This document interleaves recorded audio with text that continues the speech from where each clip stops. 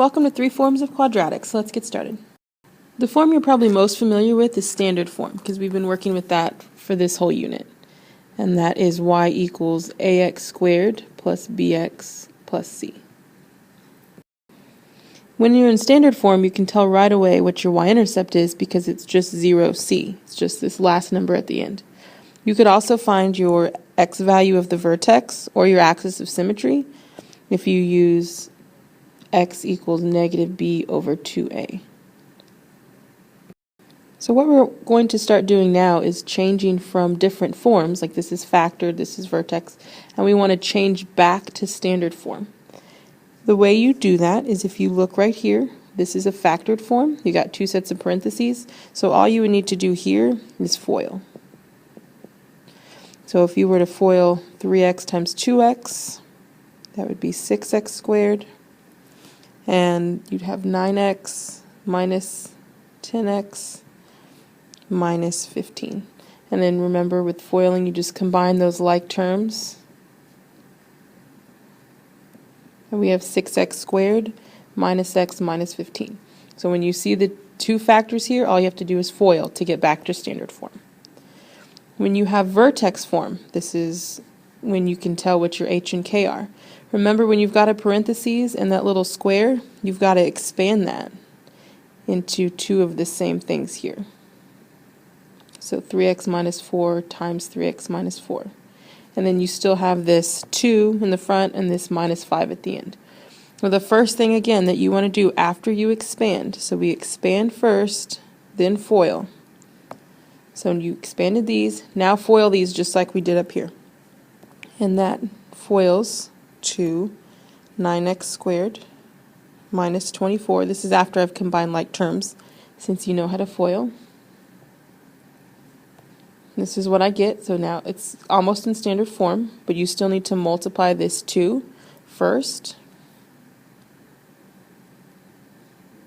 So 18x squared minus 48x, because I'm multiplying this 2 here and then this 2 times here, and plus 32 because I did 2 times 16, and then that minus 5 is still at the end, and that's the very last thing I do the adding or subtracting of whatever's at the end here.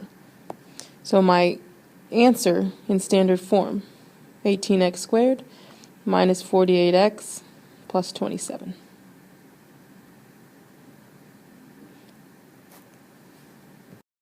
Now vertex form we've been working with more lately. Vertex form is y equals ax minus h squared plus k.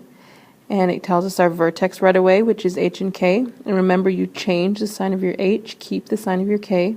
H tells us the horizontal shift of the parabola. K will tell us the vertical shift of the parabola.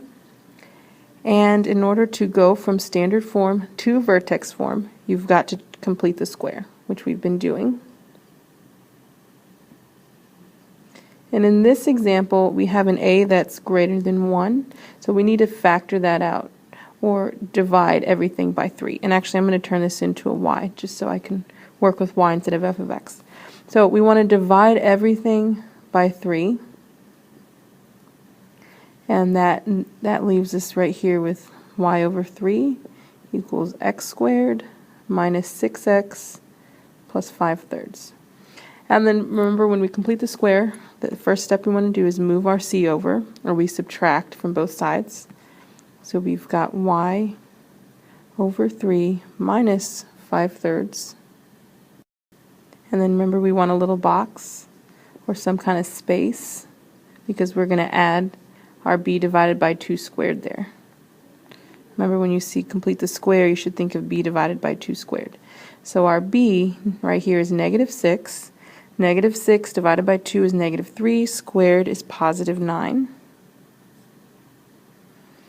And now we factor on this side. Since we made a perfect square trinomial, all we have to do is factor it back to a perfect square. And then on this side, we want to combine these. And when I make this my fraction, a fraction 27 over 3, and I combine these together, I still have y over 3 plus 22 over 3. And now I want to move my c back over. So y over 3 is x minus 3 squared minus 22 over 3. And then since we divided this 3 at the beginning, all we need to do is multiply it back over, and this becomes our a, and it will get rid of the 3 on this side.